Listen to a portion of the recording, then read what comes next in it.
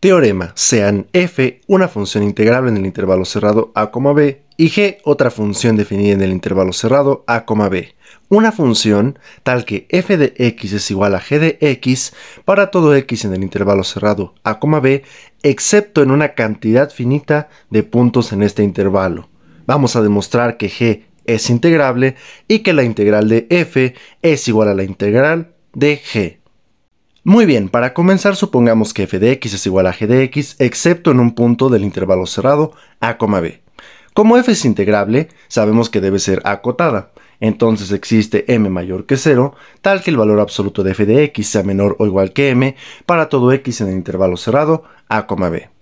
Ahora, como g es igual a f excepto en un punto del intervalo cerrado a, b, el cual llamaremos t0, si hacemos k igual al máximo entre m y el valor absoluto de g de t0, vamos a tener las siguientes dos estimaciones. ¿Por qué suceden? F de x en valor absoluto, pues siempre es menor o igual que m, y m es menor o igual que k, pues k es el máximo entre estas dos cantidades. Por otro lado, si g de x es igual a f de x, entonces este valor absoluto será menor o igual que m.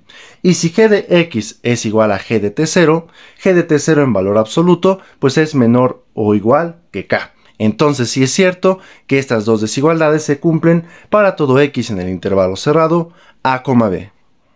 Sea epsilon mayor que 0. Por las propiedades del ínfimo, yo sé que existe una partición p barra del intervalo cerrado a, b, tal que la suma superior de f con respecto a esta partición sea menor que el ínfimo de todas las sumas superiores de f más epsilon sobre 2. Ahora, quiero que consideren un refinamiento de esta partición, el cual llamaremos q. Pero no será cualquier refinamiento. Quiero que sea un refinamiento que cumpla que para todo i desde 1 hasta m, xi menos x sub i menos 1 sea menor que epsilon sobre 8k.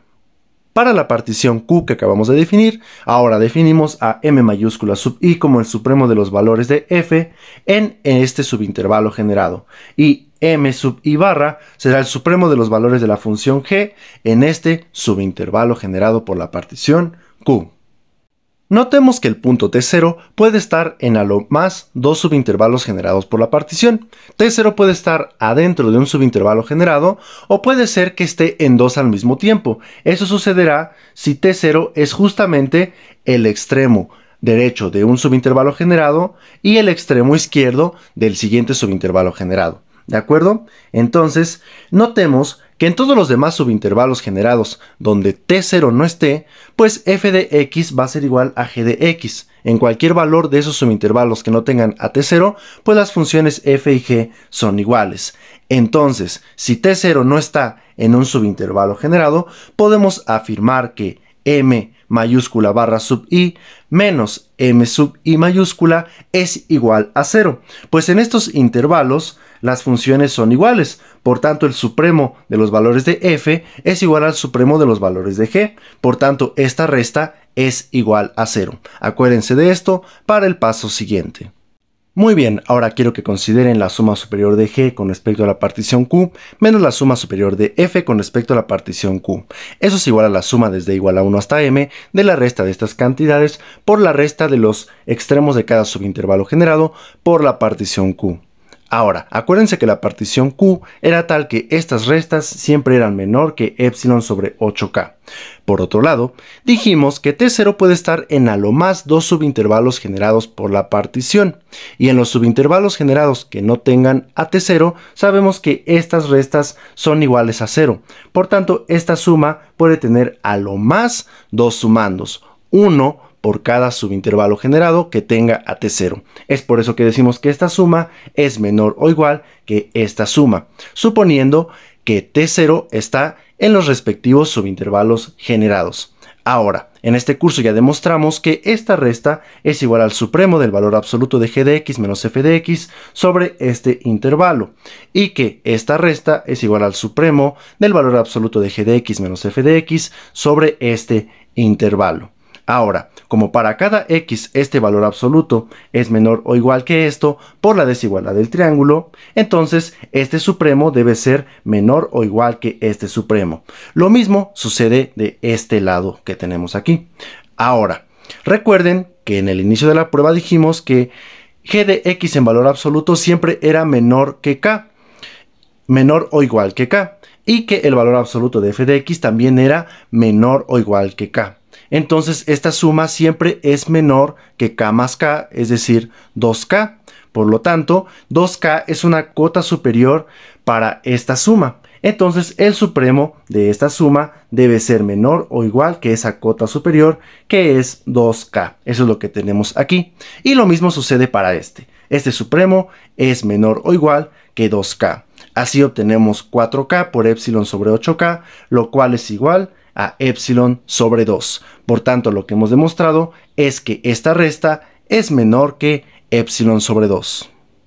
De lo anterior obtenemos que la suma superior de g con respecto a la partición q es menor o igual que la suma superior de f con respecto a la partición q más epsilon sobre 2, pues acabamos de probar que esta resta es menor que epsilon sobre 2. Por tanto, el ínfimo de las sumas superiores para la función g es menor o igual que esta suma superior, pero esta suma superior es menor o igual que esto por lo que tenemos arriba. Ahora, si se acuerdan, la partición Q era un refinamiento de la partición P barra, por tanto, esta suma superior es menor o igual que esta suma superior.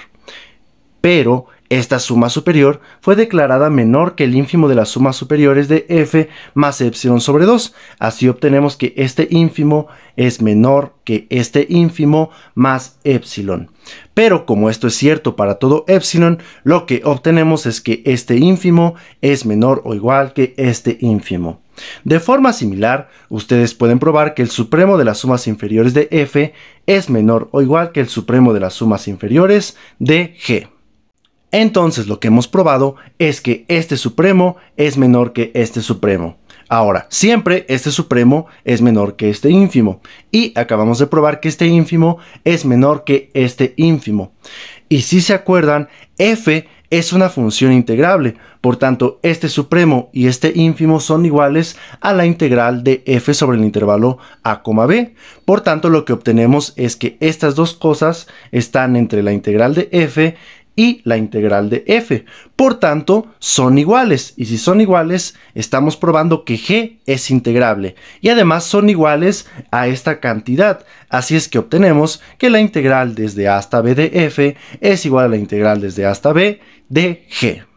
No hemos terminado, pues lo anterior lo probamos suponiendo que f era igual a g excepto en un punto, y nosotros tenemos que probarlo para una cantidad finita de puntos. Para ello, sean f una función integrable y g una función en el intervalo cerrado a, b, tal que f de x es igual a g de x, excepto en los puntos t1, t2 hasta tn, puntos del intervalo cerrado a, b. Vamos a definir a las siguientes funciones. G1 va a ser una función en el intervalo cerrado a, b, tal que f de x es igual a g1 de x para todo x en el intervalo cerrado a, b, excepto en el punto t1. Y definimos g1 de t1 como la función g evaluada en t1. Noten que g1 es igual a f excepto en un punto, pues g1 de t1 es igual a g de t1 y g de t1 es diferente a f de t1 por hipótesis. Luego definimos a la función g2, nuevamente en el intervalo cerrado a, b, tal que f de x es igual a g2 de x para todo x en el intervalo cerrado a, b, excepto en los puntos t1 y t2. Y definimos a g2 de t1 como g de t1 y a g2 de t2 como g de t2. Pueden notar que g1 de x es igual a g2 de x excepto en el punto t2. Es decir, las funciones g1 y g2 son iguales excepto en un punto. Muy bien, si continuamos con el razonamiento anterior, vamos a llegar a definir a la función gn, una función tal que f de x es igual a gn de x para todo x en el intervalo cerrado a, b, excepto en los puntos t1, t2, t3 hasta tn. Y definimos a gn de t1 como la función g evaluada en t1, gn de t2 como g de t2, así hasta gn de tn como la función g evaluada en tn. Notemos que gn es justamente la función g. Y como hemos venido haciendo la construcción, gn va a ser igual a la función gn-1 excepto en el punto tn. Por tanto, lo que hemos creado es una sucesión de funciones que son iguales a la anterior excepto en un punto. Por tanto, aquí es donde podemos aplicar lo que demostramos anteriormente. La integral de f es igual a la integral de g1, pues f es igual a g1 excepto en un punto. La integral de g1 es igual a la integral de g2, pues las funciones g1 y g2 son iguales excepto en un punto, en el punto t2. Así tendremos que la integral de g2 es igual a la integral de g3, así hasta que lleguemos a que tenemos la igualdad hasta la integral de gn-1, y la integral de gn-1 es igual a la integral de gn, pero dijimos que gn es igual a la función g. Por tanto, aquí tenemos demostrado que la integral de f y la integral de g son iguales, y con ello la demostración ha terminado.